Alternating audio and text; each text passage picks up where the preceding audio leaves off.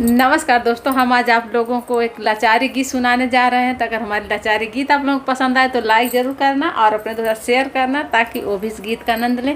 तो चलिए गीत सुनिए और इसका आनंद लीजिए। हमारे मड़ई पर चिरैया बोलिया बोले ना दो, हमारे मड़ई पर चिरैया बोलिया बोले ना दो, बोलिया बोले ना दो, बोलिया बोले ना दो, बोलिया बोले ना दो, बोलिया बोले ना दो, हमारे मड़ई पर चिरैया बोलिया बोले ना दो।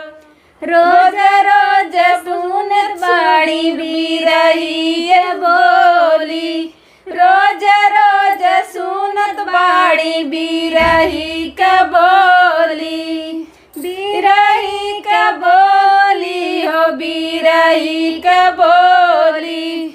सुन कर बोलिया लागे हमारे दिल पर गोली, सुन कर बोलिया लागे हमारे दिल पर गोली। हमारे मड़ई पर चिरैया बोलिया बोले ना दो, हमारे मड़ई पर चिरैया बोलिया बोले ना दो, बोले ना दो, बोले ना दो, हमारे मड़ई पर चिरैया बोलिया बोले ना दो, हमारे मड़ई पर चिरैया बोलिया बोले ना। लागत बाड़े पिया बिन से जरिया, सुनी सुनी लागत बाड़े पिया बिन से जरिया।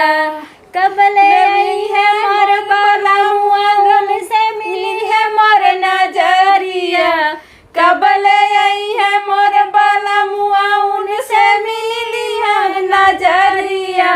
हमरे मड़ई पर चिरैया बोलिया बोले ना दो, हमारे मड़ई पर चिरैया बोलिया बोले ना दो, बोले ना दो, बोले ना दो, हमारे मड़ई पर चिरैया बोलिया बोले ना दो, हमारे मड़ई पर चिरैया बोलिया बोले ना दो।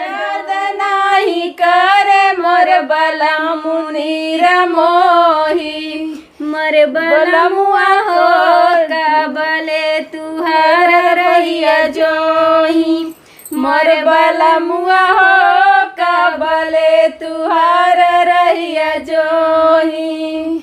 हमारे मड़ई पर चिरैया बोलिया बोले ना दो, हमारे मड़ई पर चिरैया बोलिया बोले ना दो, बोले ना दो, बोले ना दो, हमारे मड़ई पर चिरैया बोलिया बोले ना दो, हमारे मड़ई पर चिरैया बोलिया बोले ना दो।